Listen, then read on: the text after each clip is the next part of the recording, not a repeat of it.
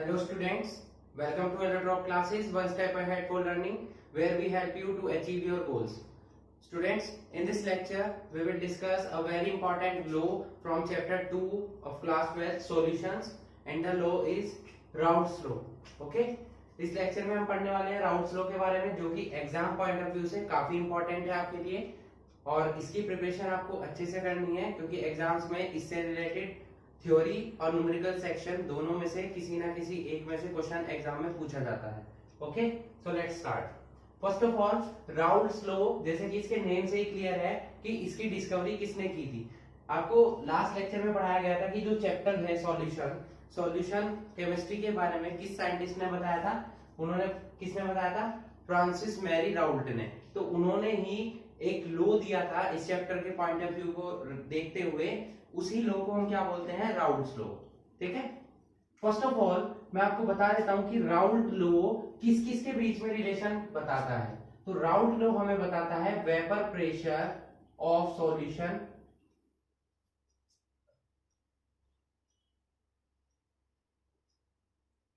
And mole fraction of solvent. इन दोनों के बीच में रिलेशन क्या कहलाता है? राउल्ट्स लॉ कहलाता है. ठीक है. Relation between vapour pressure of solution and mole fraction of solvent. ठीक है. इन दोनों के बीच में रिलेशन जो होता है उसे ही हम क्या बोलते हैं? राउल्ट्स लॉ बोलते हैं. इस लॉ को फ्रांसिस मैरी राउल्ट ने 1886 में डेराइव किया था. ठीक है. तो क्या था उनका point of view Raoult's law के बारे में? आइए देखते हैं. उनके अकॉर्डिंग देखिए, जब भी हमारे पास एक प्योर सॉल्वेंट, ठीक है, जब भी हमारे पास एक प्योर सॉल्वेंट होता है तो उसकी वेपर्स जो हैं ज्यादा होती हैं. मतलब वो ज्यादा अमाउंट में वेपर्स क्रिएट करता है क्योंकि उसमें कोई भी इम्प्योरिटी प्रेजेंट नहीं होती है. मतलब इसका वेपर प्रेशर क्या हो जाएगा? हाई हो जाएगा. High vapour pressure. ठीक है. और अगर इसमें हम सोल्यूट ऐड कर दें, मतलब ओवरऑल अगर हम सॉल्यूशन का देखें तो उसके वेपर प्रेशर कम हो जाती है, कम वेपर्स बनती है. मतलब हम बोल सकते हैं लो वेपर प्रेशर. ठीक है.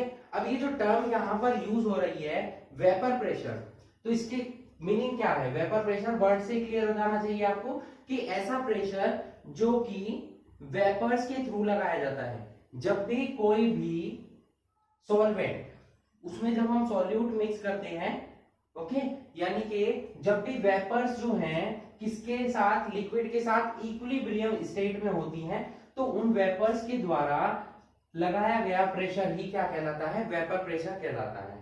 ठीक है. ये ध्यान रहेगा आपको. तो वेपर प्रेशर क्या होता है? सबसे पहले आपको यही पता होना चाहिए, तो मैं हेडिंग पढ़ा देता हूं आपको, वेपर प्रेशर. ठीक है. क्या होता है वेपर प्रेशर? वेपर प्रेशर क्या होता है? The pressure exerted by the vapors in equilibrium with liquid at a given temperature. मैंने आपको क्या बताया कि जब भी कोई लिक्विड के साथ इक्विलिब्रियम में कौन होती है? वेपर्स होती हैं किसी भी एक पर्टिकुलर टेम्परेचर पर. ठीक है. तब उनके द्वारा जो प्रेशर लगाया जाता है उसे ही हम क्या बोलते हैं? Then it is called its vapour pressure. ठीक है. तब उन वेपर्स के द्वारा उस सॉल्यूशन पर लगाया गया प्रेशर ही क्या कहलाता है? वेपर प्रेशर कहलाता है. क्लियर हुआ आपको ये टर्म? आई होप आपको क्लियर हो चुकी होगी क्योंकि वेपर प्रेशर आपका इंपॉर्टेंट है क्योंकि बार बार ये राउल्ट्स लॉ में यूज होगा. तो आपको पता होना चाहिए कि what is the actual meaning of the term vapour pressure. Okay. अब चलते हैं हम अपने राउल्ट्स लॉ पर. राउल्ट ने क्या बताया कि जब भी, मैंने आपको बताया कि प्योर सॉल्वेंट में कोई भी हम सॉल्यूट मिलाते हैं. अब वो सॉल्यूट क्या है? दो टाइप का हो सकता है. ठीक है. सॉल्यूट आपका दो टाइप का हो सकता है. एक तो हो सकता है नॉन वॉलेटाइल, और एक हो सकता है वोलेटाइल। वोलेटाइल मतलब जिसकी वेपर्स बन जाती हो इजीली, और नॉन वोलेटाइल जिसकी वेपर्स क्या है, इजीली नहीं बनती, ठीक है, वो वेपराइज नहीं होता है। तो दोनों के बेसिस पर राउल्ट्स लॉ अलग अलग बताया था राउल्ट ने, ठीक है। राउल्ट साइंटिस्ट ने Raoult's law for non volatile अलग दिया था और राउल्ट्स लॉ फॉर वोलेटाइल अलग दिया था, ठीक है। तो इन दोनों के बारे में वन बाय वन हम पढ़ते हैं। पहले हम पढ़ेंगे Raoult's law for non volatile solute, ठीक है, ऐसा सॉल्यूट जिसकी वेपर्स ना बनती हो, तो उसके बारे में हम पढ़ने वाले हैं। तो ऐसे सॉल्यूट क्या होते हैं, जैसे नॉन वोलेटाइल सॉल्यूट, जैसे कि शुगर, साल्ट, यूरिया।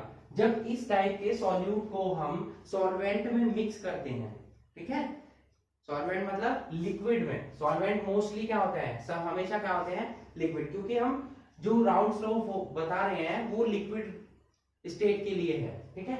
तो जब भी हम लिक्विड स्टेट में क्या मिलाते हैं, कोई भी ऐसा नॉन वोलेटाइल सॉल्यूट मिलाते हैं जैसे कि शुगर, साल्ट, यूरिया, तो क्या होता है, उसके वेपर प्रेशर में डिक्रीजमेंट होता है, रेट ऑफ इवापोरेशन में भी डिक्रीजमेंट होता है और वेपर प्रेशर में भी डिक्रीजमेंट होता है, ठीक है। और ये डिक्रीजमेंट किस वजह से होता है, क्योंकि भाई जब हम उसमें पहले सॉल्वेंट था तो उसके पार्टिकल्स को मूवमेंट के लिए ज्यादा सरफेस एरिया मिल रहा था, अगर हम उसमें सॉल्यूट भी मिक्स कर देते हैं तो उसका सरफेस एरिया लिक्विड के लिए क्या हो जाता है, कम हो जाता है। अब सरफेस एरिया कम हो जाएगा तो क्या हो जाएगा, उसका वेपर प्रेशर भी डिक्रीज होगा और साथ में रेट ऑफ इवापोरेशन भी क्या हो जाएगा, डिक्रीज हो जाएगा, ठीक है। ये था राउल्ट लॉ, जिसके बेसिस पर हम डेफिनेशन बताएंगे आपको राउल्ट लॉ की, ठीक है। तो पहले हम क्या नोट करेंगे, when a non volatile solute like sugar, salt, urea etcetera, ठीक है, इनमें से कुछ भी हो सकता है, शुगर, साल्ट, यूरिया या कोई भी अदर नॉन वोलेटाइल लिक्विड, ठीक है, is dissolved in a liquid, या बोल सकते हैं सॉल्वेंट, ठीक है, सॉल्वेंट भी इसे हम बोल सकते हैं, then its rate of evaporation and vapour pressure, vapour pressure आपको बता चुका हूं कि वेपर प्रेशर क्या होता है, दोनों ही क्या हो जाते हैं, डिक्रीज हो जाते हैं, रेट ऑफ इवापोरेशन और वेपर प्रेशर दोनों ही क्या हो जाते हैं, डिक्रीज हो जाते हैं, because the surface area of liquid, because the surface area, या बोल सकते हैं because the fraction of, fraction note कर लीजिए, fraction of surface area of liquid occupied by solvent, जो सॉल्वेंट रखता है वो भी क्या हो जाता है, डिक्रीज हो जाता है, ठीक है। समझ रहे हैं आप इस टर्म को, कि जब भी हम किसी लिक्विड स्टेट में यानी कि सॉल्वेंट में एक ऐसा नॉन वोलेटाइल सॉल्यूट मिलाते हैं जैसे कि शुगर, साल्ट, यूरिया, तो वो क्या होता है, उसकी रेट ऑफ इवापोरेशन और वेपर प्रेशर दोनों डिक्रीज हो जाते हैं। रीजन क्या है, रीजन क्या है कि पहले क्या था, केवल प्योर सॉल्वेंट के मॉलिक्यूल्स क्या हो रहे थे, मूवमेंट कर रहे थे, तो उनका वेपर प्रेशर ज्यादा था। अब इसमें आपने सॉल्यूट भी मिक्स कर दिया, पहले केवल सॉल्वेंट था, अब सॉल्यूट के पार्टिकल्स भी आ गए, तो पार्टिकल्स ज्यादा हो गए और स्पेस क्या रह गया, कम रह गया, तो surface area, fraction of surface area of liquid क्या हो गया, जो कि सॉल्वेंट ऑक्यूपाई कर रहा था वो भी क्या हो गया, डिक्रीज हो गया, ठीक है। समझ आया आपको इतना, इसी के बेसिस पर, ठीक है, ये बेसिक्स था राउल्ट्स लॉ का, इसी के बेसिस पर राउल्ट ने जो राउल्ट्स लॉ दिया है, अब हम चलते हैं उस पर, okay.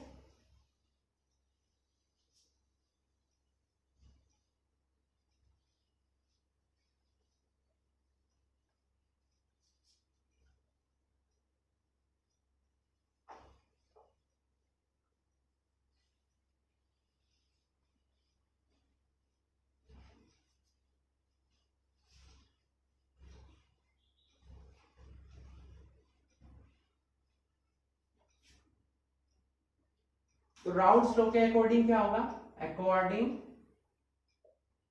To Raoult's law the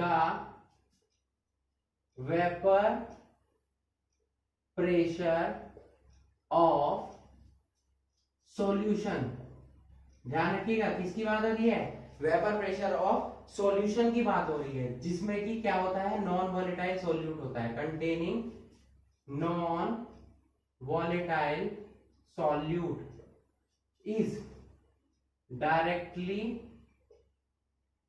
proportional to the mole fraction of solvent। ठीक है, ध्यान रखिएगा यहां क्या है, सॉल्यूशन है, और यहां क्या है, मोल फ्रैक्शन ऑफ क्या हो जाएगा, सॉल्वेंट हो जाएगा। ठीक है, मींस अगर हम वेपर प्रेशर को P से डिनोट कर रहे हैं तो वो डायरेक्टली प्रोपोर्शनल हो जाएगा XA के। आपको बताया गया है कि सॉल्यूशन जो है वो दो पार्ट से मिलकर बनता है, नंबर 1 सॉल्वेंट और नंबर 2 सॉल्यूट। सॉल्वेंट को हमेशा हम A मानेंगे और सॉल्यूट को हमेशा B मानेंगे, मैं लास्ट लेक्चर में भी आपको बता चुका हूं। तो यहाँ पर मोल फ्रैक्शन ऑफ सॉल्वेंट की बात हुई है, तो मोल फ्रैक्शन को हम X से डिनोट करते हैं, सॉल्वेंट के लिए क्या हो जाएगा, ये XA हो जाएगा। ठीक है, जब हम प्रोपोर्शनैलिटी का साइन हटाएंगे तो हमें एक कांस्टेंट लेना होगा, तो हमने एक कांस्टेंट ले लिया K। ठीक है, समझ आई आपको इतनी बात। P यहाँ पर क्या है, P क्या है, P है वेपर प्रेशर ऑफ सॉल्यूशन और XA क्या है, mole fraction of solvent. Clear हुआ था आपको। अब अगर इस मोल फ्रैक्शन की वैल्यू 1 हो जाए, if XA is equal to 1, XA 1 होने का मतलब क्या है, XA और XB इज इक्वल टू क्या होता है, 1, ये 1 हो जाएगा तो XB की वैल्यू कितनी आ जाएगी, 0। XB की वैल्यू क्या हो जाएगी, 0। इसका मतलब क्या हुआ, XB क्या होता है, सोल्यूट, मतलब उसमें जब तक सोल्यूट हमने नहीं मिलाया, मतलब ये क्या हुआ, प्योर सॉल्वेंट हुआ, नहीं हुआ, मतलब then it is a pure solvent. ठीक है, इस कंडीशन में ये क्या हो गया, प्योर सॉल्वेंट हो गया, तो जो इसका वेपर प्रेशर है वो भी किसके इक्वल हो जाएगा, प्योर सॉल्वेंट के वेपर प्रेशर के इक्वल हो जाएगा। ठीक है, प्योर सॉल्वेंट का वेपर प्रेशर हमने क्या मान लिया भाई, ये तो जब था वेपर प्रेशर सॉल्यूशन का था, अगर हम प्योर का माने तो वो क्या हो जाएगा, P नोट, हम उसको डिनोट करेंगे, तो यहां पर ये वैल्यू पुट कर देते हैं, तो क्या आ जाएगा, P naught is equal to K into XA की वैल्यू 1 हो गई। ठीक है, तो K की वैल्यू कितनी आ जाएगी, यहां से P नोट, इसको इक्वेशन नंबर 1 में रख देते हैं, 14 फर्स्ट। ठीक है, तो यहाँ क्या हो जाएगा, P is equal to P naught into XA, ये क्या हो गया, हमारा राउल्ट लॉ हो गया। ठीक है, ये क्या हो गया, राउल्ट लॉ हो गया। अगर हम इसकी कंपैरिजन करें y बराबर mx से, तो अगर हम एक ग्राफ ड्रॉ कर लेते हैं यहाँ पर तो हम क्या लेंगे, यहाँ पर लेंगे हम प्रेशर ऑफ द सॉल्यूशन मतलब P, और यहाँ पर हम क्या लेने वाले हैं, मोल फ्रैक्शन ऑफ सॉल्वेंट। ठीक है, तो ये क्या होगा, P नोट इसका क्या हो जाएगा, m इज इक्वल टू किसके हो जाएगा, P नोट के, और इज इक्वल टू हो जाएगा tan थीटा के, तो ये एक स्ट्रेट लाइन आ जाएगी। ये किसको डिनोट कर रहा है, m is equal to P naught को। ठीक है, समझ आया आपको इतना, मतलब राउल्ट लॉ के अकॉर्डिंग क्या बता रहे हैं हम, ये क्या है, वेपर प्रेशर ऑफ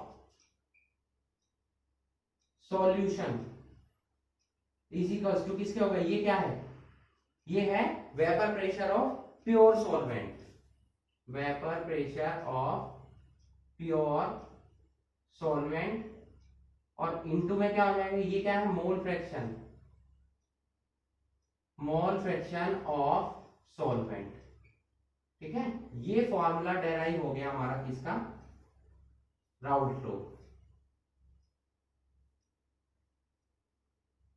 ठीक है, क्लियर हुआ इतना, ये था राउल्ट लॉ हमारा नॉन वोलेटाइल सॉल्यूट के लिए। अब हम पढ़ेंगे Raoult law for volatile solute के बारे में। Okay, so please note it.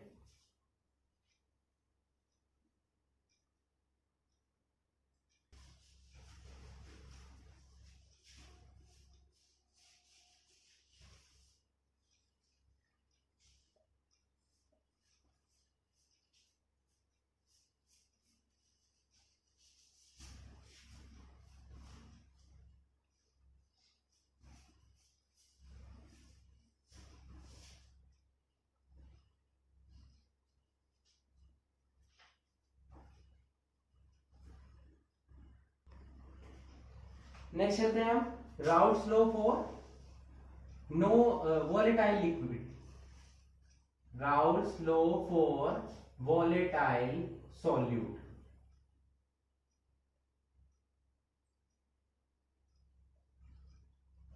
Okay, same है, थोड़ा बहुत उसमें डिफरेंस आपको नजर आएगा, बट दोनों के लिए ऑलमोस्ट सेम है राउल्ट्स लॉ। राउल्ट लॉ अभी हमने क्या पढ़ा कि pressure, vapour pressure of the solution is equals to किसके हो जाएगा, वेपर प्रेशर ऑफ सॉल्वेंट और इनटू मोल फ्रैक्शन, ठीक है, किसके हो जाएगा, mole fraction of solvent.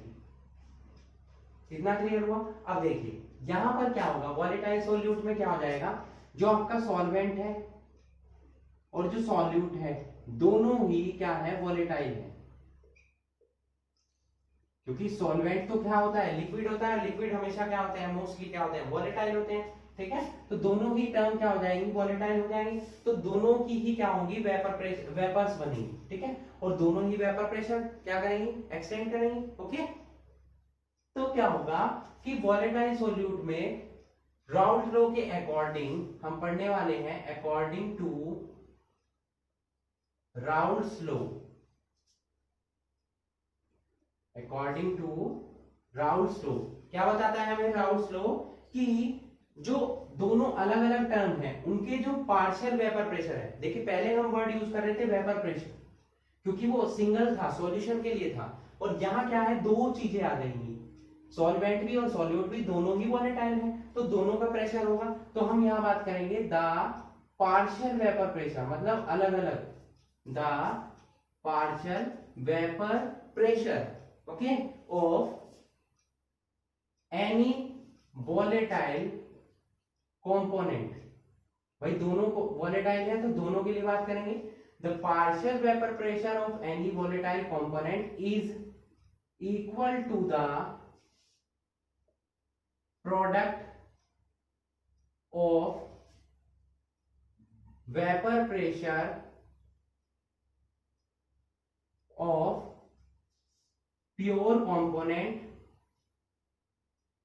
and mole fraction of that component। समझ रहे हैं आप इस टर्म को, कि राउल्ट लॉ के अकॉर्डिंग जो अलग अलग वोलेटाइल कंपोनेंट्स हैं, सॉल्वेंट हो या सॉल्यूट हो, जिसका भी हमें निकालना है, मान लो सपोज हमें सॉल्वेंट का निकालना है, सॉल्यूट का, तो उनका जो पार्शियल वेपर प्रेशर होगा दोनों वोलेटाइल कंपोनेंट का, वो किसके इक्वल होगा, किसके प्रोडक्ट के इक्वल होगा, वेपर प्रेशर उसी कंपोनेंट के वेपर प्रेशर के और उसी कंपोनेंट के मोल फ्रैक्शन की प्रोडक्ट के इक्वल होगा, ठीक है। मतलब अगर हम पी ए, ये ए होता है ये बी होता है, मैंने आपको बताया सॉल्वेंट क्या होता है ए और सॉल्यूट क्या होता है बी, तो P A is equal to किसके आ जाएगा, इस फॉर्मूले के अकॉर्डिंग देखेंगे, प्योर की बात करेंगे तो पी ए नोट हो जाएगा, हम कंपोनेंट ए की बात करें तो ए हो जाएगा यहाँ इसी एक्स से, ठीक है, P A is equal to क्या हो जाएगा, P A naught X A के हो जाएगा, ठीक है, and P B is equal to किसके हो जाएगा, P B naught X B के। क्लियर हुआ इतना, भाई ये किसके अकॉर्डिंग हो गया, Raoult law for volatile solute के लिए। ये पी ए क्या है, पी ए क्या होता है, vapour pressure of component A, P B क्या होता है, vapour pressure of component B, P A naught क्या होता है, vapour pressure of pure component A, ये प्योर की बात कर रहे हैं, जहां पर भी नोट आ जाएगा वहां हम प्योर की बात करेंगे, ठीक है। एक्स ए और एक्स बी आप जानते हैं कि मोल फ्रैक्शन है ए और बी पार्ट के, ओके। अब हम पता करेंगे total vapour pressure, total vapour pressure, इसको हम पी से डिनोट करेंगे। अब टोटल कैसे निकलता है, दोनों को ऐड कर देंगे, P A plus P B, दोनों की वैल्यू पुट करेंगे, P A naught X A और P B naught X B, okay. अब देखिए X A plus X B is equal to 1 होता है, यहां से अगर हम एक्स ए की वैल्यू निकाल ले तो 1 माइनस एक्स बी आ जाएगा, इसको यहां पुट कर देते हैं, P A naught 1 minus X B plus P B naught X B. इतना क्लियर हुआ आपको, ओके। अब देखिए अंदर मल्टीप्लाई करेंगे इसकी, P A naught minus P A naught X B plus P B naught X B. तो P इज इक्वल टू क्या आ जाएगा, पी ए नोट तो एज इट इज रहेगा, इन दोनों में से क्या कॉमन आ जाएगा, एक्स बी कॉमन आ जाएगा। तो यहां क्या बचेगा, P B naught minus P A naught. ठीक है, ये फॉर्मूला हम यूज करेंगे न्यूमेरिकल्स में, किसके लिए, वॉलेटाइल सॉल्यूट के लिए। ठीक है, क्लियर हुआ इतना। ये था Raoult's law for non volatile solute. अब हम पढ़ चुके हैं Raoult's law for volatile solute और Raoult's law for non volatile solute. Okay, next जो टर्म हम पढ़ने वाले हैं वो पढ़ने वाले हैं relationship between Dalton's law and Raoult's law. Okay,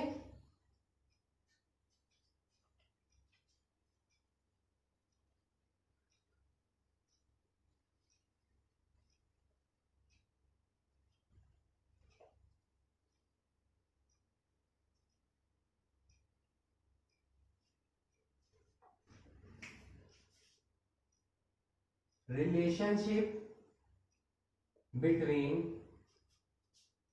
Raoult's law and Dalton's law. Dalton's law आपको पढ़ाया जा चुका है। ठीक है, तो यहां पर क्या हो जाएगा, डाल्टन लॉ और राउल्ट लॉ के बीच में रिलेशनशिप हम फाइंड आउट करेंगे। अब पहले बात कर लेते हैं राउल्ट्स लॉ के according. According to Raoult's law, Raoult's law के अकॉर्डिंग हमने क्या पढ़ा कि P A is equal to किसके हो जाएगा, P A naught into X A, और पी बी नोट किसके इक्वल हो जाएगा, P B naught into X B के हो जाएगा। क्लियर हुआ इतना। अब डाल्टन्स लॉ के अकॉर्डिंग क्या होता है, according to Dalton's law, Dalton's law ने क्या बताया था कि अलग अलग कंपोनेंट का जो प्रेशर होता है, अलग अलग कंपोनेंट का जो प्रेशर होता है वो किसके इक्वल होता है, टोटल प्रेशर और उस कंपोनेंट की प्रेजेंट के। ठीक है, समझ आया कि अलग अलग कंपोनेंट का प्रेशर किसके इक्वल होता है, प्योर प्रेशर के और मोल फ्रैक्शन उस कंपोनेंट के। ओके, और ऐसे ही हो जाएगा P B is equal to P into Y B. अब ये वाई ए और वाई बी क्या है, आर मोल फ्रैक्शंस। देखिए, अब आप कहेंगे मोल फ्रैक्शन तो एक्स ए और एक्स बी थे, ये दोनों मोल फ्रैक्शन थे किस स्टेट में, लिक्विड स्टेट में, और ये दोनों है वेपर स्टेट में, क्योंकि डाल्टन्स लॉ वेपर स्टेट के बारे में ही बताता है। ठीक है, तो दोनों में डिफरेंस क्लियर हुआ। अब यहां देखिए पी ए, ये भी पी ए है, ये भी पी बी है, तो दोनों को इक्वल रख लेंगे हम। ठीक है, इसको हम 1 2 3 और 4 इक्वेशन मान लेते हैं। ठीक है, फ्रॉम 1 एंड 3 दोनों को इक्वल रख लेंगे तो क्या आ जाएगा, P A naught into X A is equal to क्या आ जाएगा, पी इंटू वाई ए। तो वाई ए अगर हमें कैलकुलेट करना है तो क्या आ जाएगा, P A naught into X A upon P. Similarly from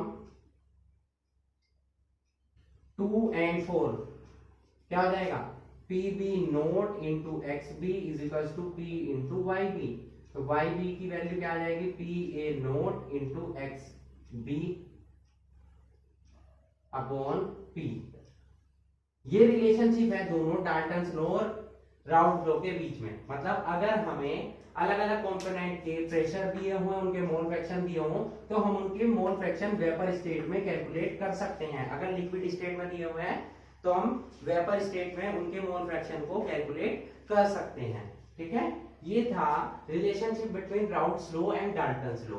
ठीक है, अब नेक्स्ट जो हम पढ़ने वाले हैं वो पढ़ने वाले हैं, कंपैरिजन करेंगे बिटवीन राउल्ट्स लॉ और जो लास्ट लेक्चर में आपको पढ़ाया गया था हेनरीज लॉ। ठीक है, हेनरीज लॉ और राउल्ट्स लॉ दोनों का कंपैरिजन करेंगे हम। ठीक है, क्लियर हुआ इतना। चलिए, नोटेड।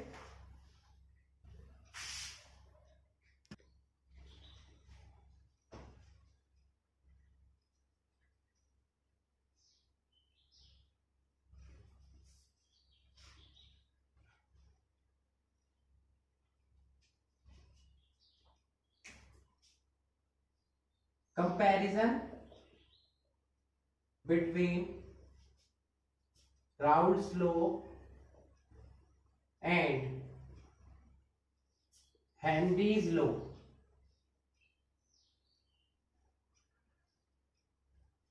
देखिए, राउल्स लॉ को हम हेनरीज लॉ की एक स्पेशल केस बोल सकते हैं। कैसे बोलेंगे हम, वो देखते हैं। तो हम नोट करेंगे, Raoult's law can be treated as a special case of Henry's law. Raoult's law को क्या ट्रीट कर सकते हैं हम, as a special case of Henry's law. ठीक है, कैसे करेंगे? राउल्स लॉ हमने क्या पढ़ा है? राउल्स लॉ के अकॉर्डिंग जो अभी आपको पढ़ाया गया है वो क्या पढ़ाया गया है कि P A is equals to P A naught into X A होता है। ठीक है, पढ़ा है राउल्स लॉ, ये है राउल्स लॉ। और अगर हम हेनरीज लॉ की बात करें तो उसमें हमने क्या पढ़ा था, P A is equals to K H into X A. Remind कीजिए जब आपको हेनरीज लॉ पढ़ाया गया था। ठीक है, ये के एच क्या था? के एच था हेनरीज कांस्टेंट। तो दोनों टर्म आपको सेम दिखाई दे रही है। अगर P A naught is equals to किसके हो जाए, के एच के, भाई अगर ये P A naught K H के इक्वल हो जाए तो राउल्स लॉ किसके इक्वल हो जाएगा, हेनरी लॉ के हो जाएगा। तो इस तरीके से हम बोल सकते हैं कि राउल्स लॉ जो है वो क्या है, स्पेशल केस है किसका, हेनरीज लॉ का, if P A naught is equal to किसके हो जाए, के एच के।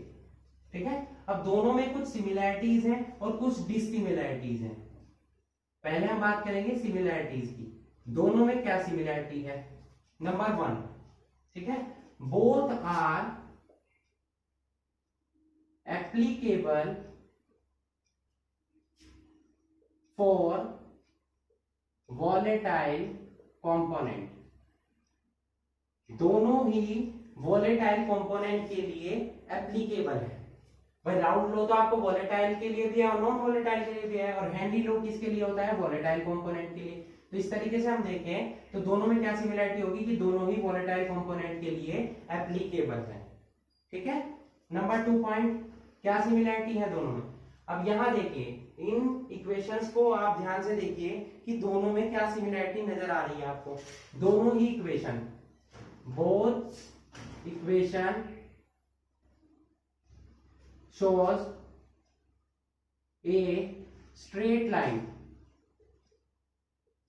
y is equals to mx, क्योंकि दोनों के डायग्राम हमने किससे कंपैरिजन किया था, y is equals to mx के लिए, और हमने उनका ग्राफ ड्रॉ किया था। तो दोनों ही equation y is equals to mx को क्या करती हैं, फॉलो करती हैं। ठीक है, और एक स्ट्रेट लाइन ड्रॉ करती हैं। क्लियर हुआ था? ये थी हमारे second similarity between Henry's law and Raoult's law. ठीक है, नंबर 3 क्या हो जाएगी कि पार्शियल प्रेशर, दोनों में जो पार्शियल प्रेशर होता है, partial pressure of component is directly proportional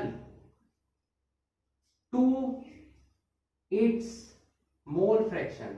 okay, भाई दोनों ही टर्म में क्या पढ़े आप कि पार्शियल प्रेशर डायरेक्टली प्रोपोर्शनल है मोल फ्रैक्शन की। देखिए ये तो कांस्टेंट है, क्योंकि यहां हम इसे ऐसे नोट कर सकते हैं, P A is directly proportional to X A, और इसको भी क्या नोट कर सकते हैं, P A is directly proportional to X A. हो सकता है ना? तो दोनों में ही क्या हो रहा है, पार्शियल प्रेशर डायरेक्टली प्रोपोर्शनल है उसी कंपोनेंट के मोल फ्रैक्शन के।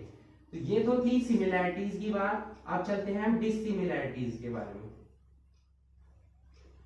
दोनों में क्या डिसिमिलैरिटी है? ठीक, तो दोनों में डिसिमिलैरिटी किसकी है, प्रोपोर्शनैलिटी कांस्टेंट की। Proportionality constant is different. Okay, बस यही डिसिमिलैरिटी है कि यहां पर ये है प्रोपोर्शनैलिटी कांस्टेंट, यहां पर क्या है, हेनरीज कांस्टेंट यूज होता है। क्लियर? तो ये दोनों के बीच में कंपैरिजन हुआ हमारा राउल्स लॉ और हेनरीज लॉ के, जिससे रिलेटेड क्वेश्चन एग्जाम में पूछे जाते हैं। ठीक है, तो आपको क्या बताना है कि राउल्ट लॉ जो है हेनरीज लॉ की एक स्पेशल केस है, अगर TA नॉट किसके इक्वल हो जाए, हेनरीज कांस्टेंट के। इन दोनों के बीच में ये डिसिमिलैरिटीज और सिमिलैरिटीज होती है। ओके, तो आज हमने पढ़ा बच्चों राउल्ट्स लॉ के बारे में, उसकी Raoult's law for non volatile solute and Raoult's law for volatile solute, उसका कंपैरिजन किया हेनरीज लॉ के साथ। ओके, क्लियर हुआ राउल्ट्स लॉ आपको? So that's it for today, hope you enjoyed the video and thanks for watching.